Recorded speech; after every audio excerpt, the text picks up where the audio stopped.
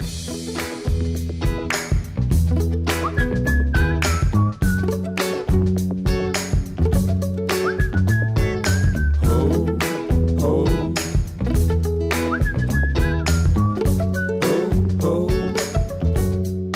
to Storycomic Presents, where we interview amazing storytellers and artists. This is episode 509. I'm your host, Barney Smith of Storycomic.com, and we're excited to have with us the internationally acclaimed and highly talented children's book author, Kelly Bennett. Yahoo! 509. Congratulations. I'm thrilled. See, look at that. See, it's a lucky number too, I think, Kelly, 509. See. Well, it has a nice ring to it. It does, see? I know. We could do a little song. Thanks for having me. I'm on your website, and you have put out, to this date, am I counting that right, 10 books so far?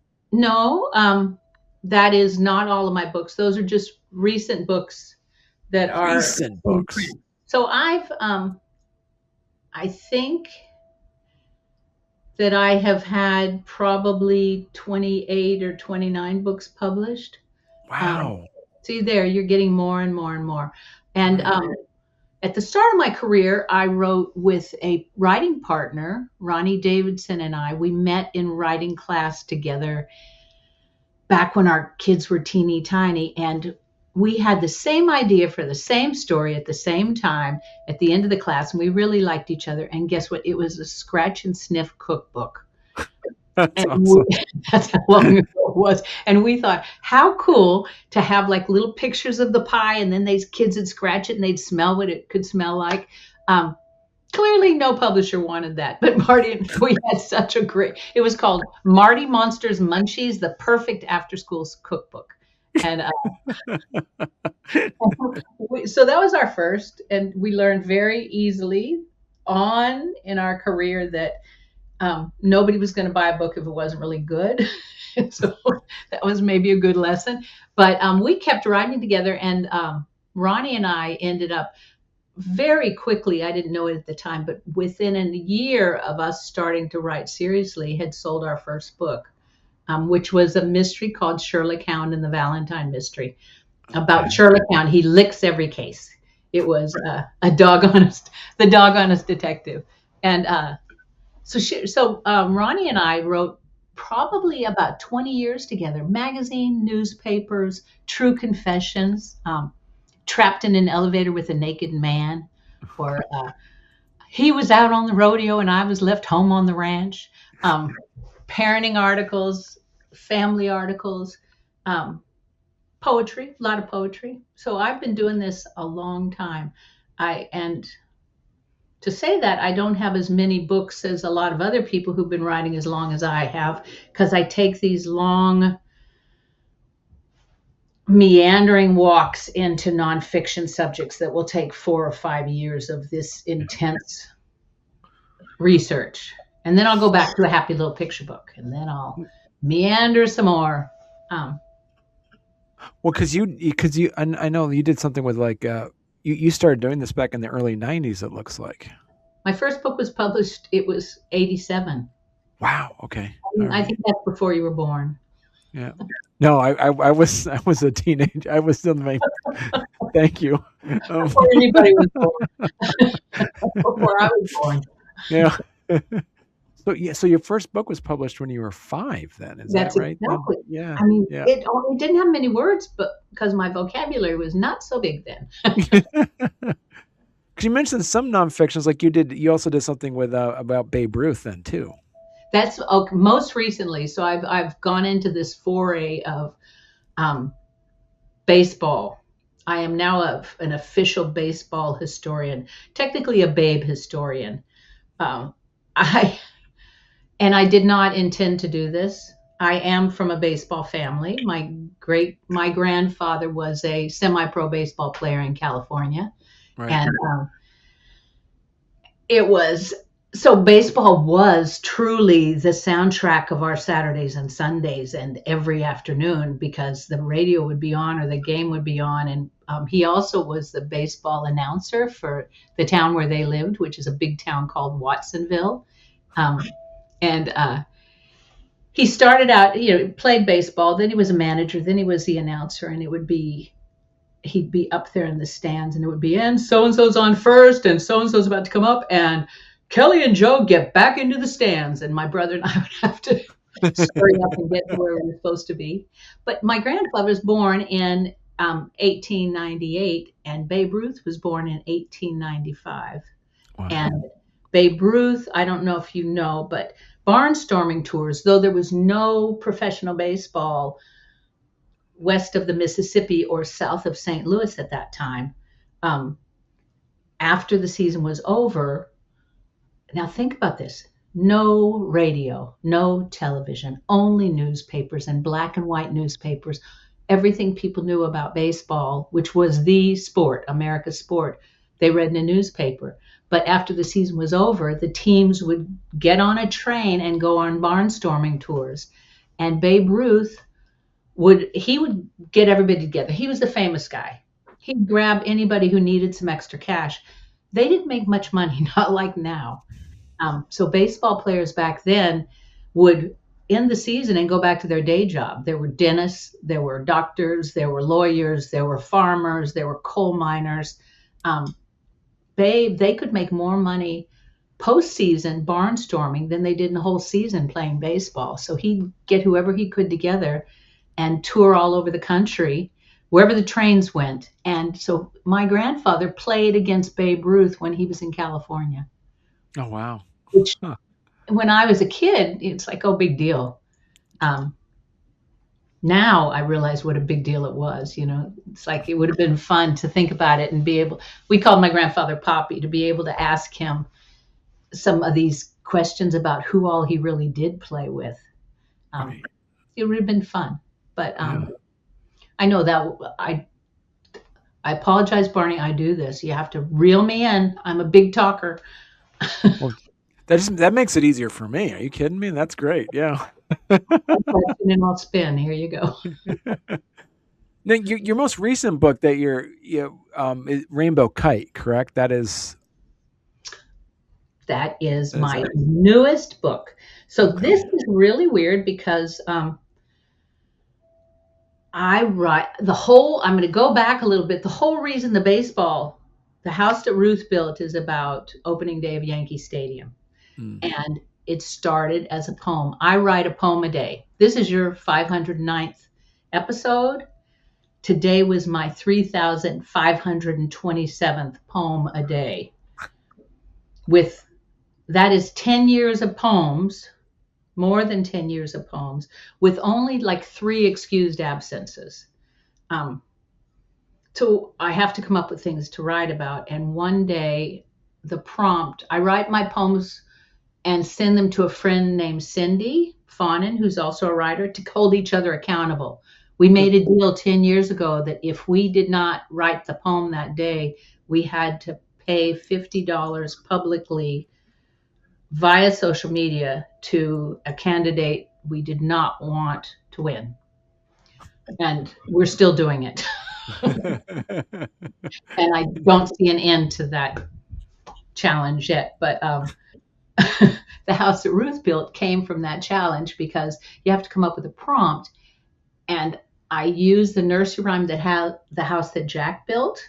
Well, how you go to a base. I thought, this is going to be a poem where you start with an empty baseball field and gradually all the people come, the groundskeepers and then ticket takers and the food makers and the reporters, and then the fans come, and then the teams come on the field.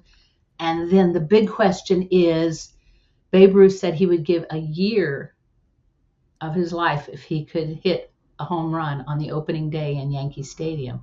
So my big question in that book was, will he or won't he? Well, I seem to do lately a lot of poems. So Rainbow Kite, similarly, came from a poem. Okay.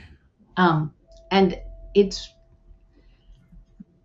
when I write a poem a day, I'm not a poet. I don't even pretend that they're good poems. I've had a couple of them published, but it's really a creativity starter. It's just first thing in the morning, jumpstart my brain give me a word or a topic. And um, it was a poem about a kite.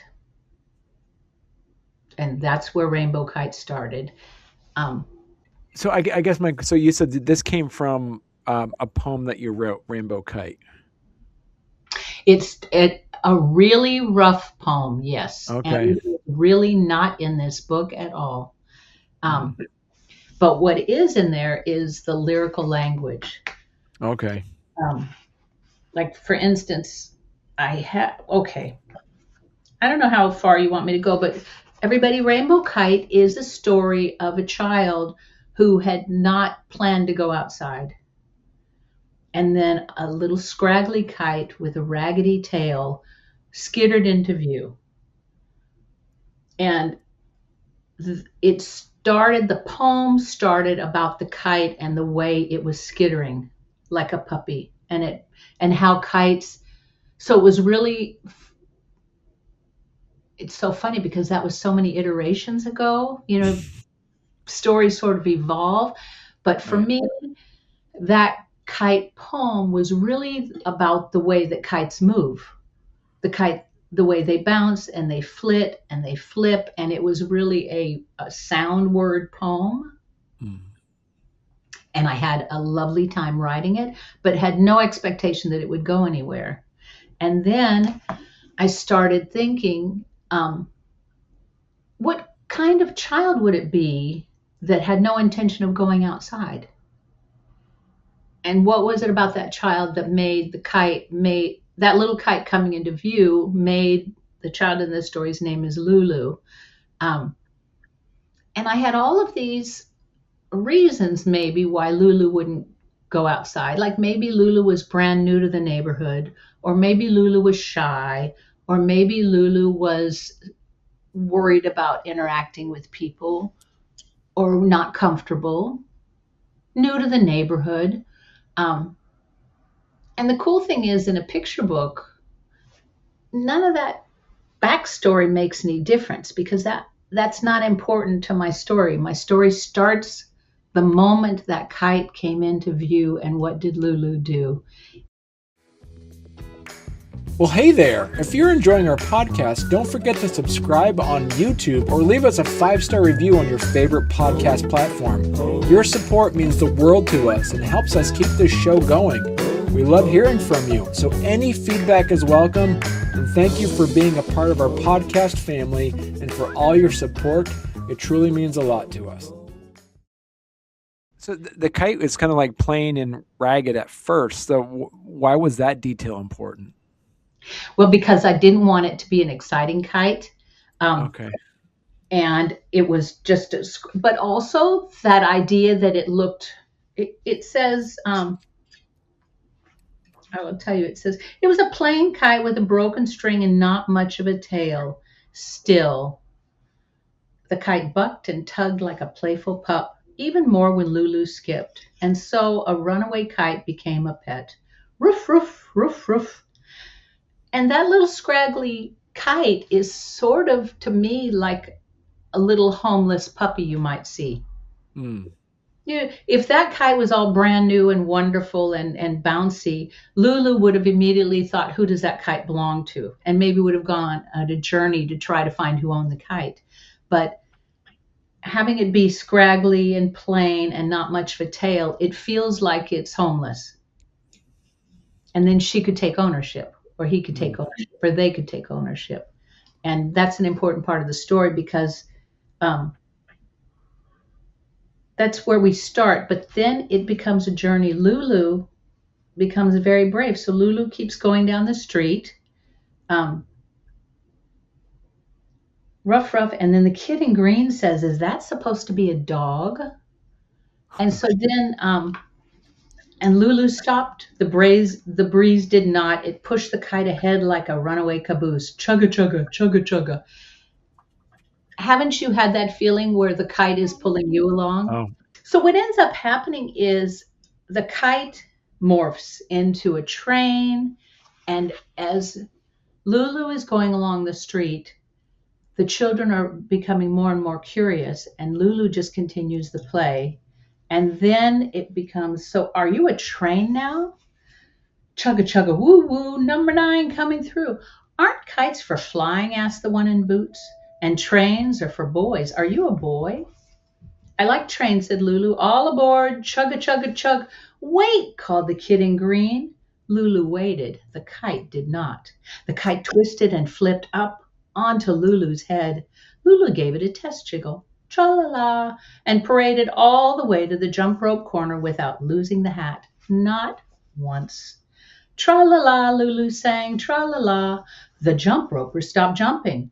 Why do you have a kite on your head? They called. It's a party hat. Are you going to a tea party? Maybe, said Lulu. I like tea parties. La-di-da, tra-la-la. Tea parties are for girls. Lulu cocked the kite and squinted one eye. Shiver me timbers. That's what pirates say. Are you a pirate now? Aye, matey. Ahoy. Are you a boy pirate or a girl pirate? Arg, I'm a pirate. What are you now? Now? I'm a dragonfly. Zwing! Me too. I'm a dragonfly too. Can I try? If you want, said Lulu. I want to be a fish, a flying fish. Really? Asked Lulu. Why not? Anyone can be a fish, can't they? Lulu frowned. Not with that scrawny tail. Oh. Come back, Lulu called. I have an idea. And into the breeze the dragonflies flew, the fairies and the airplanes and the butterflies, winged horses and a flying fish too, flew, and the once playing kite bobbed and fluttered the way a bird might, a rainbow feathered bird, as it lifted high, high, high. And that's the end. K.M. Brown did the illustrations, and what you didn't see there was when Lulu had an idea, all of the children got together and started coloring and decorating the kite to make it into a rainbow kite. Okay. And then at the very end, all of them are being whatever kite animals, creatures that they want to be. So say, oh, cute story. Where do you hope this book will live? Is it like a good bedtime story, classroom, library story time? Where do you see this book living? Oh my heavens, the easy answer for that is everywhere. Everywhere. I mean, yes, don't we all want that? I want it to be an imagination encouragement story. And my hope is, and I do have on my website, you've probably seen them, I have a lot of activities on there for making paper hats, for making kites, for encouraging imaginative play. My hope in it is, I was a tomboy. This whole thing, there's always something underlying every story. And, everybody says they're always confessional. Well, all right, I was a tomboy. I was the kid I had an older brother, Joe, who you heard about before. And we played everything. We played baseball, we played cars, we played whatever. He was the big brother and I did whatever we did. And I was a good athlete. And I was what you called a tomboy back then. I had dolls too. I played with dolls. But that whole idea about who gets to play with what, who gets to be a pirate, who gets to have a tea party, who rides a train, who cares? Really, the end, that's what I want to take away is, imagination. You get to be and do and become whoever you want. Right. And that's where I want this story to live. I want this story to live in a place where we are encouraging the young people in our life to not be pigeonholed. Well, then I guess, Kelly, if someone only remembers like one idea from Rainbow Kite, what do you want it to be? An imaginative kid. Uh-huh. I think have fun with your imagination. That's really what I want. Right. And maybe don't judge other people. Right. But a lot of people go into picture books saying, oh, I want to share this message. This is the message I want you to get from this book. No, that's secondary to me. I really want the whole purpose in writing books is to get children excited about reading books, looking at the pictures, becoming literate. And, we, the adults in their lives, picture books are mostly picture. But we are the interpreters. So it's a three-way dance. My friend Tam Smith, who's also a writer, she calls it the vibrant triangle. It is the triangle between the adult reader, the child listener, watcher, and then the book. And we're the interpreters. We become the laugh track for the child. We become the emotional soundtrack. If we're laughing and they're sitting beside us, they feel us laughing and they're looking at the page saying, oh, that's something to laugh about. Why is it funny? If we're crying, which we do, then it's, oh, this is a sad thing. So we really are, along with teaching them reading, we're teaching them to connect with the world and connect with their emotions and to interpret what they see on the page. So it's a big job. Now, so Kelly, if people want to learn more about you and your work, where's the best place they could go to? Well, please go visit my website. It's kellybennett.com. Very easy. 3 E's, 1 B, 2 N's, 2 T's, 2 L's. kellybennett.com. And you'll find a lot of books listed there. You'll also find a picture of me in case you're wondering if I'm really telling the truth. And a little bit about all of my books, a lot of activities, a lot of interviews, lists of my favorite books and ones I suggest you read that I did not write. So that's kind of helpful. So go visit me. And I also, if you click on the fishbowl, I post a poetry prompt a week. Okay. And if you'd like to subscribe to the fishbowl, you will receive a poetry prompt every week and occasionally a little newsletter or inspiration, because I also post Inspiration Station, things that inspire me, and it's very occasional. And then this is fun. I know there you go. This is my new prompt. Holy user error, Batman. So, the prompts are easy. We Cindy and I told you I do a poem a day, but it's only 7 minutes because 5 is too short and 10 is too long. So set the timer for 7 and spill it out there. And when you don't think too much about it, wonderful things can happen. Cool. Excellent. Yeah. Well, Kelly, you're going to have to come back on when you get another book out. This is great. Well, I'll get to work. I do have, for you bigger baseball fans, along with Babe, The House That Ruth Built, I have another book called Out of the Mouth of Babe. And I'm going to say this because it's his baseball season. Out of the Mouth of Babe, I wrote with Babe Ruth's great-grandson, Brent Stevens, and his partner in Babe Ruth Central, Stu Dressler. And it is a collection of quotes by Babe on life, hitting, pitching, striking out, coming back, swinging, with little slices of bread biographical chapters interspersed with these vintage photos that are phenomenal, some of which nobody has seen before. So Out of the Mouth of Babe is another little dip into baseball, and there's more baseball to come if you're a baseball fan. Excellent. All right. Anyway. Thank you so much, Kelly. Oh, thank you for having me. This has been really fun. I've had a good time, and I'm wishing you happy 500, 10, 11, 12, 20, 600. And thanks, everybody, for listening to me.